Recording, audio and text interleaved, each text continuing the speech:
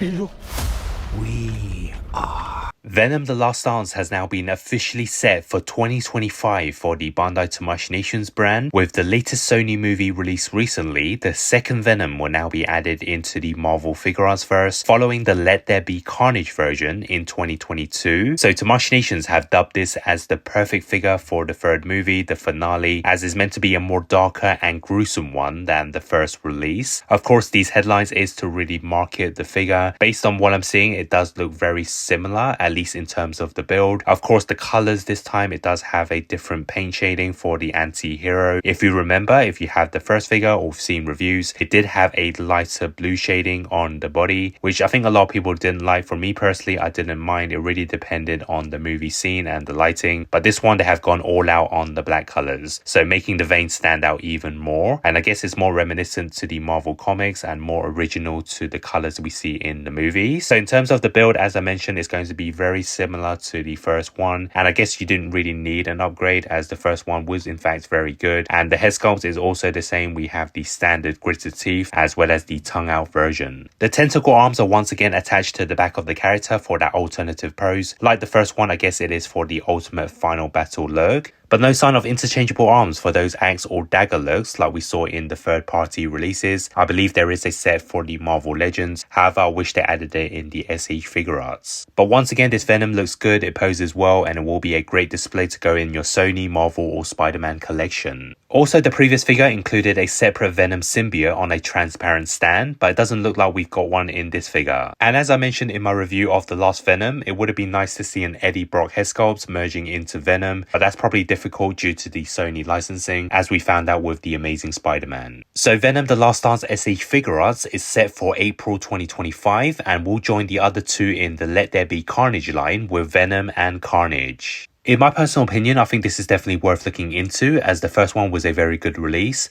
Of course, for those who already have the original, not so much, as I don't see a real need for an upgrade, as it's just a change in the color. As for the other SH Figuarts news, we have the Tekken 8 series, as it's continuing with another popular character with King. So the Tiger Mask Man will be the fourth character added into this line. Just like the others, it very much screams game-like with this incredible sculpt and the colors. I don't know a whole lot about this character other than I always see him in the arcade, and I've played one or two Tekken games in the past, but no doubt this will be very sought after for fans of Tekken. And to Machinations are set to release two new Ultramans with Ultraman Gingar and Ultraman Victory, and since they are both released in the same month as Venom and King, I thought I'll give it a mention since they are newly announced. Check out my recent discussions on the SH Figuarts reveals at New York Comic Con and stay tuned to more. Thanks for watching. I'm with you to the end.